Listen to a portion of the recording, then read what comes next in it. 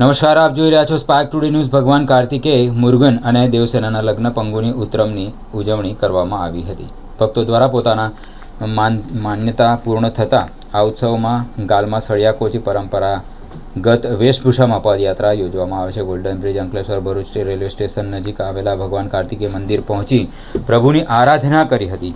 છેલ્લા 48 વર્ષથી પરંપરાગત રીતે પંગુની ઉત્તરમ ઉજવણી કરવામાં આવે છે। દક્ષિણ ભારતીય પરંપરા મુજબ ભગવાન કાર્તિકેય અને દેવસેનાના લગ્ન પંગુની ઉત્તરમ કાર્તિક મહિનાની પૂર્ણિમામાં ઉજવવામાં આવે છે, જે તમિલ મહિનાની પંગુની પૂર્ણિમાના દિવસે આવે છે। પૂર્ણ ભારતમાં કાર્તિક માસના છેલ્લા દિવસે કાર્તિકેયની પૂજા થાય છે, જ્યારે ક્યાંક તેમને અપરિણિત પણ માનવામાં આવે છે।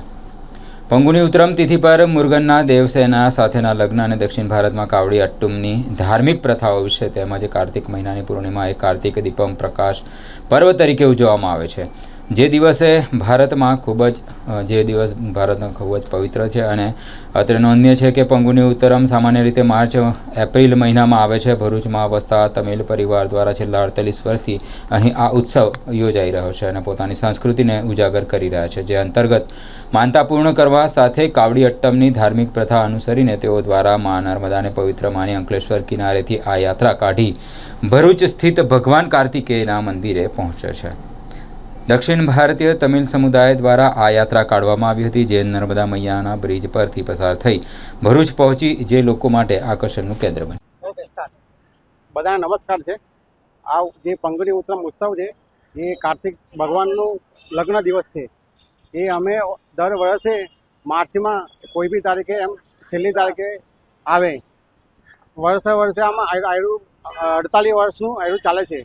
આ જે મંદિરનો ઉત્સવ છે એ રેલવે ગોદી અને રેલવે ગોદીની બાજુમાં જે આરપીએફનું ઓફિસની પછાડી આ કાર્તિક ભગવાનનું મંદિર છે। હરેક વર્ષે અમે ઉજવીએ છીએ આનું।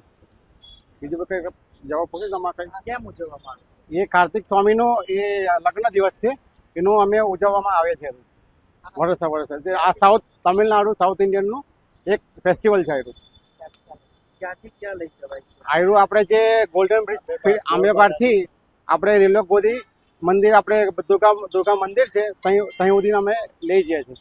નર્મદા કેમ લઈ જાય? નર્મદા એ લઈ જવામાં આવે છે તો નર્મદા નદી પરથી આ ઉત્સવ અમે કરીએ છીએ આનો। જે કાર્તિક ભગવાનનું જે ઉત્સવ છે નદીની બાજુમાંથી અમે કરીએ છીએ।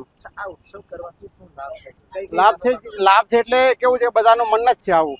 આજે આમના મન્નત હોય, આમના જે કંઈ મન્નત હોય, આમનું કંઈ એમ એ લોકોનું કુટુંબનું મન્નત હોય, એમનું મન્નત પૂરી થઈ જાય એટલે આવું બધું ઉત્સવ કરવામાં આવે છે। હા, એ જ મન્નત કહેવાય ને।